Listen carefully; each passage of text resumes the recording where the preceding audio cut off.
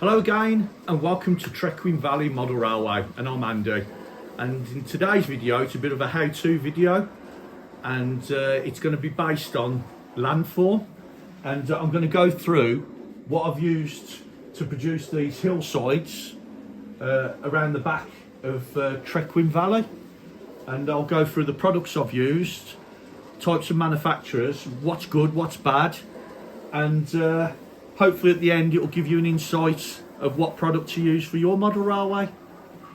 So thank you for stopping by, and grab yourself a drink and let's go over to the video.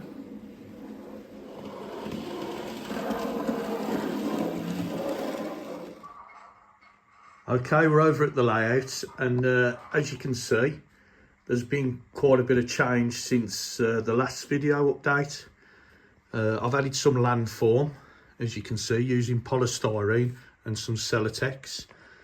You can see one of the tunnel mouths in place there, and if we go around this side you can see the bridge has been painted, and I've tried some ballasting as well just to see what it looks like. And as you can see, the hill forms in. There's another one of the tunnel mouths which is for the storage of the deep sea mines, and there's the other one with doors on. Now these will be I'm thinking of gluing like a handle to the back of them, so I'll pull them out of place, then the train comes out, then put it back in place. It's just easier than having it hinged, because you can't really get in from the other side to mess about opening hinged doors. But as you can see, all the landform has been carved, and this is where there's going to be the outlet for the water, which is going to be roughly here, and comes down the stream. And as you can see, there's small polystyrene landform there. This bridge is painted up now and part weathered. Still got to do a little bit more work, but it's all coming along nicely. Now the polystyrene, what I've used to carve it was a knife at the beginning and the mesh you get into.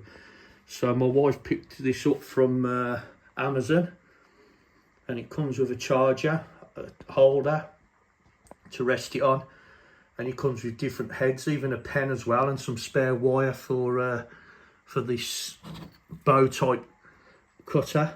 And this is absolutely brilliant for going through the polystyrene. It's no good for the Celotex, but for the polystyrene it's brilliant. As you can see, you've got two different wands there, different lengths of wand. Why you have two different lengths, I don't know. And like I say, you get spare wire for the bow one as well, but they are well worth the money. I mean, if you would have saw the state of the room when I was carving it with a knife to how it is now, and it's like and it sort of sticks it together as well. It sort of glues it together with the heat, so it's self-fusion, it melts together as you're carving it. So my next stage for this now is to put some plaster bandage on it to help form it and make the transition look a little bit better than its rough part at the moment. So I'm going to have a go at that now, and I'll get back to you when I've done some.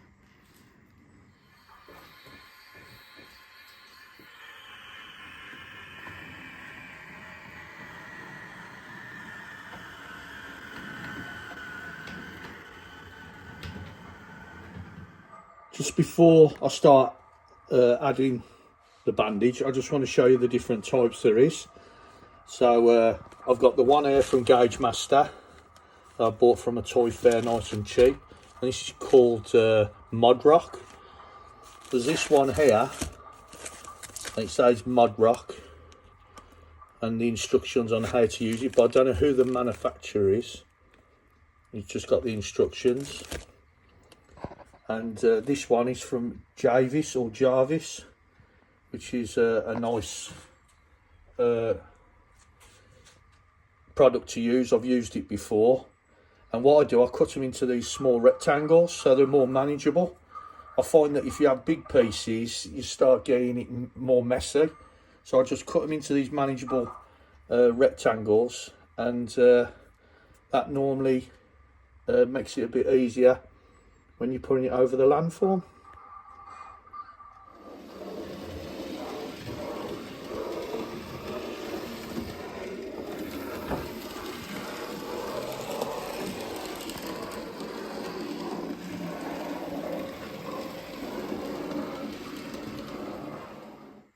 Okay, so don't worry, I'm not going to go through the whole process and bore you while you see me do all this, but I just want to quickly show you how I do it, so you get an idea of my way of doing something, which might not be the right way, but I find it the easiest way. So I've got a tub of just normal warm water. This tub is one of the old Chinese takeaway or Indian takeaway tubs, and this is my Plaster Bandage. So all I do is just drop it in. Now I've got it overhanging the track so it's out the way, and then I just put it on like that, and then give it a gentle rub with my fingers. Nothing too drastic. You don't have to rub really hard, and it will gradually start to soften up and start amalgamating its form into a nice smooth sort of finish. And when you overlay, it gets better and better the more you overlay. So you just keep gradually putting them on randomly. I wouldn't put them on in a pattern. You just want to make sure that you're just putting it on so it just covers the area that you want to cover up. And you just gradually rub it in. Now, a tip for you at the end is I'll go over with my fingers, dipping it in water, and then keep rubbing it. But if you see those little dimples in it where I'm rubbing with my fingers start to disappear, and you just got to spend a little bit of time rubbing it in, and it gets better and better the more you rub in. And like I say, if you wet it, it improves this with your finger. So like I say, I'm going to carry on doing this now. I'm not going to bore you on camera watching me do this for an hour or so, and we'll see how it looks afterwards.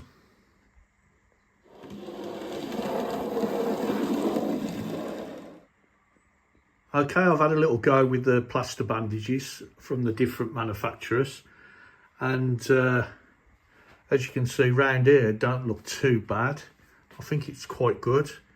The Gauge Master one is the better product out of all of them. As you can see, this one looks a bit grainy.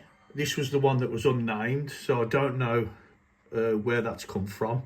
The Jarvis one was under this lot and it ain't come out too bad, but the Gauge Master one is really clayey, so it comes out like with the plaster comes out very clay finished, and it smooths out really nicely. So that is looking pretty good. And again, this is that product, I don't know where it's from. As you can see, it still looks a lot grainy and overlaps there. So with this, I'll have to go over with some sculptor mold or something like that, just to hide that. So the best product out of them is the Gauge Master one, because it actually amalgamates better and smooths out. So I think that's the product for the future that I'll buy. One issue with it though, it's very, very thin, and when it's wet, you can easily roll it up.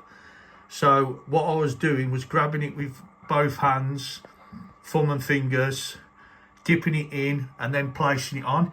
If you let it just drop in and then try and grab it out, it's that thin, it sort of goes into a mess. And I did scrap a few bits doing that. But overall, it is the better product for how the finish comes out. So you can see the transition between the two there. It's a creamier colour as well, whereas the others are more grey colour. But colour don't matter because we are going to paint over it. But this hopefully will go off over the next 24 hours, and it'll be solid when it does. I mean, it's already starting to go hard now where I'm touching it, and that's still wet. So there we are. That's what, as you can see, it's made quite a bit of a mess, but nothing to worry about because you've only got to wet it and it'll come off. Like on those buffer stops, I just wet them and it'll come off. So I'm going to leave this to dry and we'll move on to what we're going to do next once I've finished all round the layout. So obviously there's this side still to do.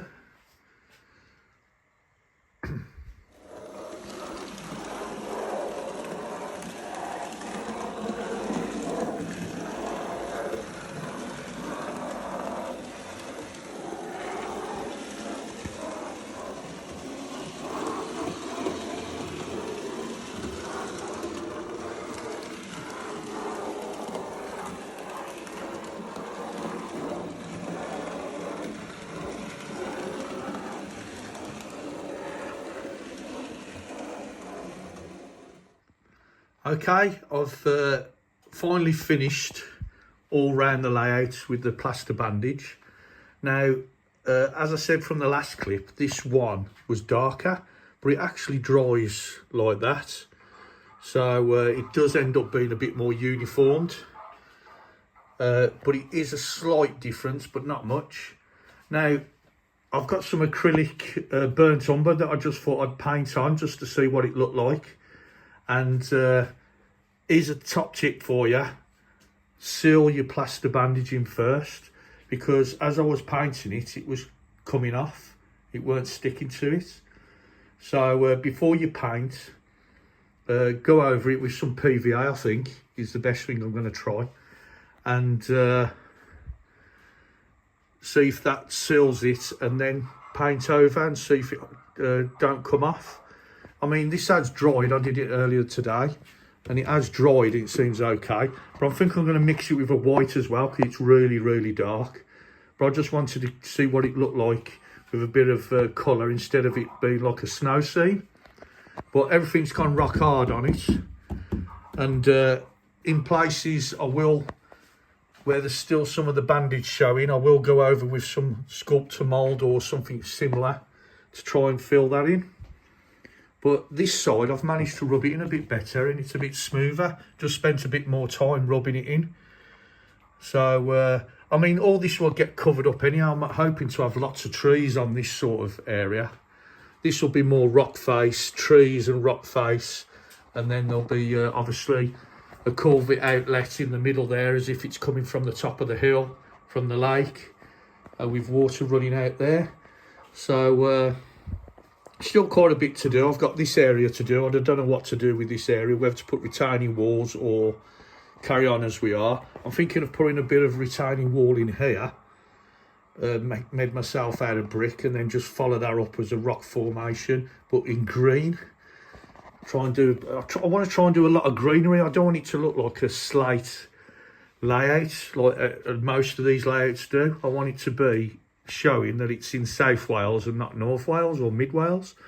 Another tip as well, I was being lazy and I didn't cover the track up and all that. Big mistake. It takes ages to get it off. I mean, I've already cleaned this once, and as you can see, still a lot to do, especially since I've weathered the track.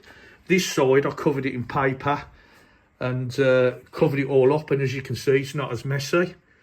So top tip, yeah, do that extra bit and cover all your track up, or areas you don't want the plaster bandage showing. I've got one little spot there that I've got to have to clean up when it's dry, but other than that, it's got off quite good really, without anything on the platforms. So it is worth spending the time covering everything up. I mean, it took me ages to clean all this bridge off and the other bridge over there, and I think I can still see a bit of white on the handrails that I still need to clean off. So I mean, it's all going to get covered up with colours and ballast and that, but it's just the sleepers. I want to try and get a bit of this white off the sleepers here. So because I've gone to the trouble of weathering it, and it's a bit late now to weather it again. So I suppose I could go over with the spray can and respray it and clean the track off again. I suppose I could do that, but I ain't going to be able to do that over by the bridge, and or without heavily masking the bridges off. Okay, so that's where I am at the moment.